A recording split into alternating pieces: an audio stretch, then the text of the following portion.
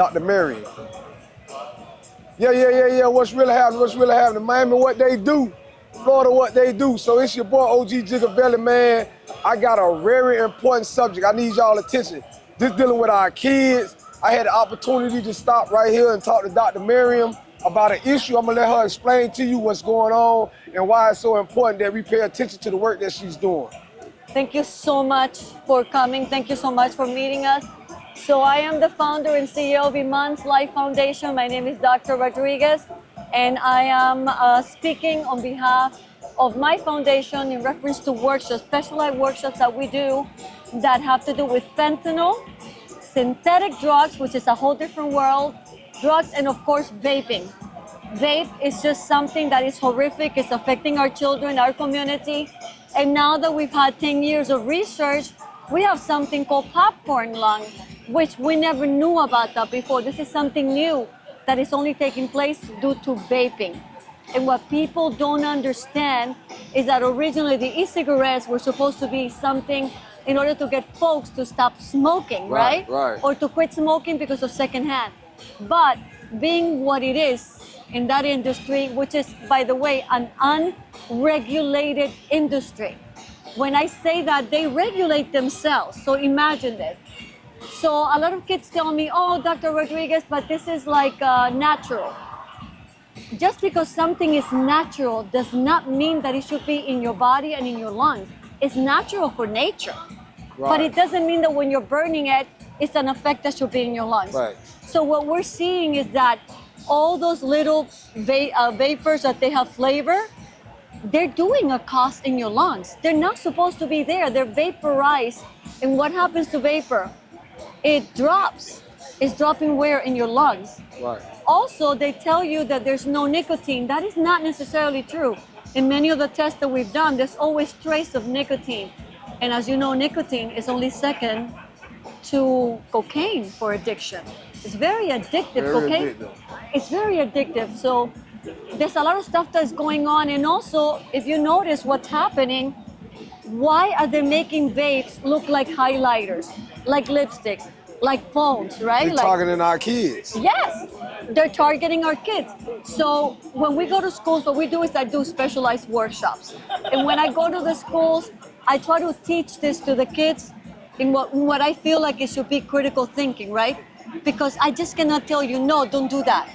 I'm going to ask you, why would you want to do that? So we can have a conversation, right? And in that conversation, what I wanted to do is realize that you're taking a risk, not only just smoking and becoming addicted to nicotine and smoke and having popcorn lung, that you can die. Because the biggest danger that we have out there now is those fentanyl vapes. That fentanyl, we call it, in the hood, we call it fentanyl, you know what I mean? Fentanyl. And when I heard the research that you was doing, and my cameraman told me about you, and I came to y'all and see what y'all doing, I know that it's appealing to the kids because it seems like it's cool and it's in a vape and it ain't actually no cigarettes. But when y'all finding that type of study that it got the fentanyl is very addictive. Fentanyl is not only very addictive, that's why they're using it. It's just a lethal substance. It's lethal. When I'm telling you that it's lethal, if I tell you that 2 milligrams can kill you and 2 milligrams will be 3 grains of brown sugar, I'm not kidding you, that's what 2 milligrams are. Imagine the fentanyl in its hospital use is done in micrograms. So you have 1,000 micrograms in 1 milligram. So imagine that 2 milligrams can kill you because it's an overdose. And none of us know our threshold, not only for addiction. I don't know what exact dose is because our bodies are different, right? Muscle mass is different. So every dose that is 2 milligrams and over is a death. So my question would be, and the suffering, right? But we don't think about the suffering. Well, my question, because a lot of kids may not watch this, but their parents may. What kind of advice would you give the parents for as like, you know, trying to go in? Do they need to start looking in the backpacks? Do they need to find out if their kids, what kind of advice would you give the parents? The biggest problem that we have is, you know, fentanyl, you cannot smell, you cannot taste. So this is, you know, like I said, this is a drug that was very well defined for what it is, right? So what I want the parents to know is that fentanyl kills. It says no questions, no if and no buts. You can try it for the first time, and your first time could either be your last or your first day of becoming an addict. And I don't say that, the studies say that. Right. So imagine having a drug that only your first time trying that drug could be your first day of being an addict, or you could die.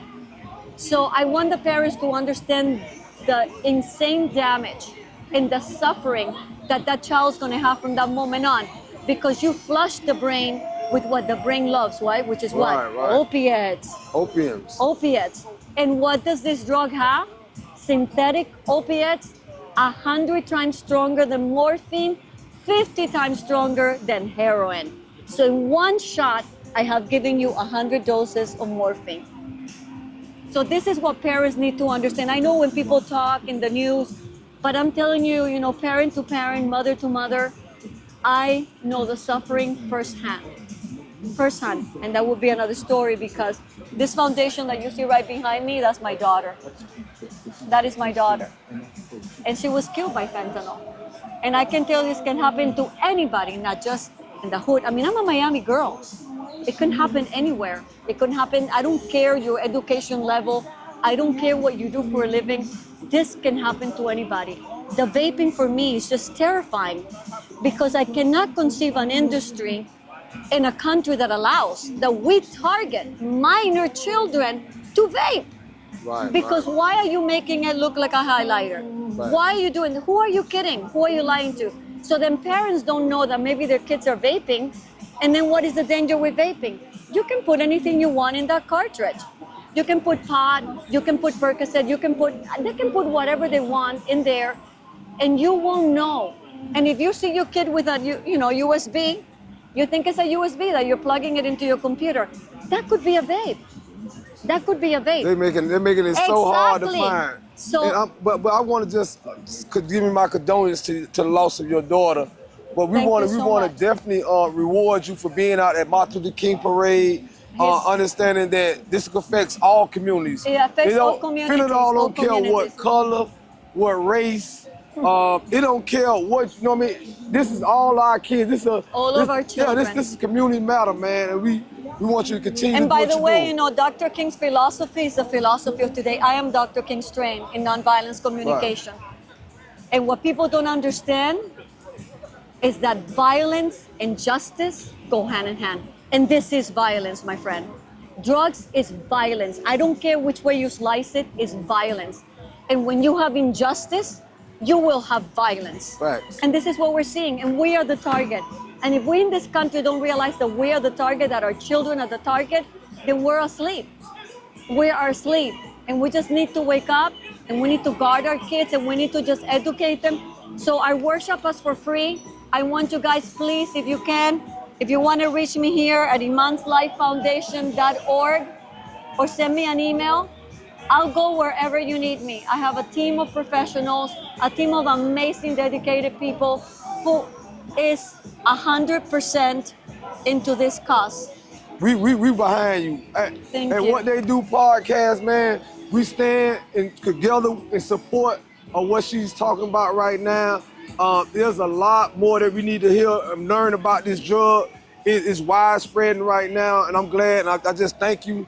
We're very sorry for the loss of your daughter. Thank you so much. If you could just save a child's life, you know what I mean, because it's growing. 123,000 of our people, mostly youth, died in 2023. In 2024, we haven't gotten all the numbers yet, but in March, we had 100,000. Wow. So I want you to think about that and why we don't talk about that. Why is this not a conversation in our schools? Why this is not a conversation? See, it goes beyond death. It's suffering. It's the destruction that these things bring. They destroy homes, they destroy communities, they destroy families. A child that is high is not making a decision for himself. The drug is making the decision. Exactly. And it will destroy him and the family.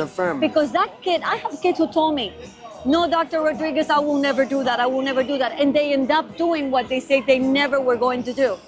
Because that drug is a monster. Can you imagine having your brain flushed Man. with 100 doses of morphine at one time. I can't imagine. I couldn't imagine. So that's it. They got you. They're captive. So what hope does this child have? We are the hope. We the hope. We have to fight for them. We have to fight for them. It's all right. It's all right. We are the hope. We gonna bring highlight. We gonna bring stories like this to you, man. Make sure y'all go and support imanslifefoundation.org. At Iman's Life Foundation. And like I said, I need all parents, anybody who has lost anyone, please come. This is your home. And you need to help us put this message across. Help me get to every school. Help us get to the community. And like I said, this monster drugs do not care what your color, creed, religion, language. No me importa. No importa. No importa. No importa. I'm sorry. Make sure y'all tap in, man. Make sure y'all help us get this message out, man. I can only say, man, we're sorry, but God is gonna make sure the word get out. God is great. God is great, man. God is great. Dr. Martin Luther King, I'm shooken up, man.